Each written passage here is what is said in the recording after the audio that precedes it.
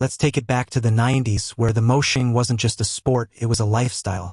Specifically, let's talk about the Pantera mosh pit. Oh, you think you know what it's like to survive a pit? No, no, no. You've never survived until you've stepped into a 90s Pantera mosh pit. That was like stepping into the Thunderdome with no rules, no mercy, and about 1,000 dudes who look like they've been doing hard labor just to get into the show. And then there's you, a sweet summer child, just ready to let loose. You've got your Cowboys from Hell shirt on, hair in a messy mohawk or something that's trying too hard to be cool, and your buddies are hyping you up like, dude, you'll be fine. It's just a little chaos. They don't tell you that once you step in there, it's like the whole room is one big angry beehive, and you're the unlucky guy that got stung. Fasten your seatbelt, pal. You're in for a ride. Now you think you're ready for it. You've got your Cowboys from Hell shirt on, and you're ready to headbang like it's your duty. You know the songs, you know the riffs, and you're like, yeah, I can handle this. You step into the pit, and immediately, it's like someone asterisk shotgun blasted you into the freaking apocalypse. It's like, 1 minute you're standing there, excited to hear walk, and the next minute, bam, you're being launched across the pit like you just got hit by a freight train that only plays heavy metal. And there's that one dude with colored hair, you know, those girls with the wild neon pink or electric blue hair, rocking out like they own the place. The ones who look like they just stepped out of an alternative lifestyle photo shoot and could probably kill you with their eyes. She's moshing like she's having a blast. Meanwhile, you're just praying you don't get crushed by the dude next to you, who looks like he could be your dad if he wasn't too busy moshing like he's auditioning for a death metal music video. Then you see it. The most intimidating sight, a dude in a cowboy hat in the middle of a Pantera pit. Now, don't get me wrong, a cowboy hat's a statement. But in a mosh pit? That's next level. And he's motioning in boots that are more Rhodian than rock and roll. Like, does he have his spurs on too? The pit's getting real Western, real fast. I'm talking about the 90s Pantera mosh pit, okay? This wasn't the soft, oh let's just dance around and look cool kind of mosh. No, this was combat. This was like everyone in the pit was trying to outdo each other in a war zone where the only weapon was sheer aggression. You're not just moshing to the music, you're moshing because it's the only way to survive the onslaught of rage happening around you. You've got guys who look like they came straight out of a welding factory and they're moshing like their life depends on it. You ever seen a dude with a mullet and a tank top the size of a parachute trying to shove you out of his way? Yeah, you know exactly what I mean. It's like he's got the power of every 90s action hero in one swing.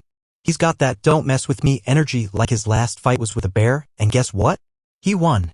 And you? You're just a guy in a Pantera shirt trying to survive. But you can't stop. You're in the pit, so you just start flailing your limbs like they've got a mind of their own, hoping you don't die. You don't know if you're trying to throw elbows to protect your space or if you're just mimicking whatever weird dance moves you saw some guy in a ripped-up shirt do 10 seconds ago. You don't even care. You just know you need to survive.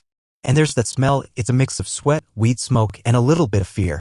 Let me give you the survival tips for a Pantera mosh pit. Rule number 1, you're going to get hit. It's gonna happen. You're gonna get elbowed in the ribs so hard you'll think someone just tried to take your lungs out. It's not about avoiding hits, it's about taking them. And if you get hit, don't cry about it. You just scream, yeah, let's go, and keep moshing. You think you're here to have a good time? No. You're here to endure. Rule number 2, don't even try to hold your ground. It's not a contest of strength. It's a contest of how many headbutts and shoulder checks you can take before your brain starts going, maybe we should go home and reconsider our life choices. When you're in that pit, you're not thinking about surviving, it's about keeping your feet under you while that guy with the skull tattoos gives you the shoulder check of a lifetime. And the moshing intensity is no joke. These aren't just little bounces, alright? No. When Pantera played fucking Hostile, the pit was like a hellstorm unleashed. People were slamming into each other like they were trying to knock the earth off its axis. You've got dudes in black t-shirts looking like they came straight from boot camp, charging at you like they're trying to start World War III and you're their first casualty. And the energy? Oh, it's insane. You ever hear the crowd scream the chorus to Cowboys from Hell? It's like they're ready to storm the gates of Valhalla. The only difference is you might not make it out alive. Somewhere in the pit you've got dudes in Converse, Vans, and even those sketchy Doc Martens that probably didn't stand a chance against the chaos underfoot. You ever wonder if you're about to lose a shoe in a mosh pit? Oh, trust me, you will. But it doesn't matter because somehow, even if you're missing a sock and one Converse, you still feel like you've conquered something huge, like you've won a battle, even if you came out bruised and barefoot. And the worst part? You leave that pit and you feel like you've been run over by a bunch of drunk bulldozers. You've got bruises in places you didn't know existed. Your ribs are sore, your knees are sore, hell, even your eyebrows hurt. You're sweating like you've been dunked in a pool of rage. And you're still hyped. You go to the bathroom afterward, look in the mirror, and you see the battle scars of war, blood on your face, bruises on your arms, and your neck so sore it feels like you just headbutt a brick wall. And you're like, hell yeah, I survived. But I think I might need an ice pack like yesterday. And it doesn't matter if you're aching or bruised or even missing a shoe, you made it through. And when someone asks you, how was the show? You just look at them, grinning through the pain, and say, it was Pantera and I'm still alive. So yeah, it was great. Alright, now let's talk about the Pantera-loving girls. You know, the ones who aren't just there to look cute and sip on their drinks like they're at a fancy cocktail party. No, these girls? They're in the pit. And they're not afraid to get down. You've got those girls with the neon hair, right? The ones with the bright pinks, purples, or greens like they just walked out of a punk rock dream. They look like someone spilled a box of highlighter pens on their head and they love it. These aren't your average concert goers. No, they're out there moshing like they're in the middle of some heavy metal ballet, headbanging so hard you think their neck might snap off like a Pez dispenser.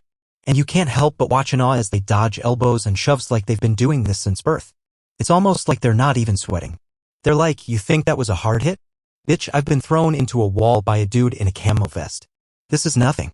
And let me tell you about their style, alright? They show up with the most insane combination of clothing, one part hardcore rocker, one part I'm ready for a street fight.